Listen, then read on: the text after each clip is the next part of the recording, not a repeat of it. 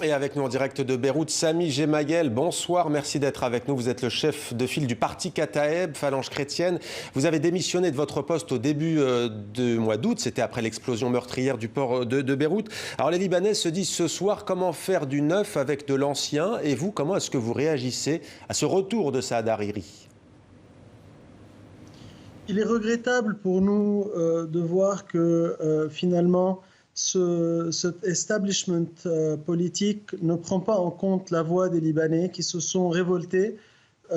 Plus de 2 millions de personnes sont descendues dans la rue pour demander autre chose, pour demander un gouvernement totalement indépendant de la classe politique. Malheureusement, on reprend les mêmes et on recommence avec la même façon fromagiste de se partager les parts et de se partager le pouvoir entre toute la classe politique qui a prouvé son incapacité à gérer le pays et qui a mené le pays au gouffre dans lequel il se trouve aujourd'hui.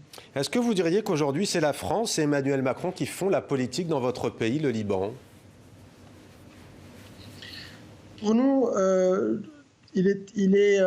on comprend la position de la France par rapport à la nécessité de faire quelque chose très rapidement pour essayer d'éviter la catastrophe au Liban.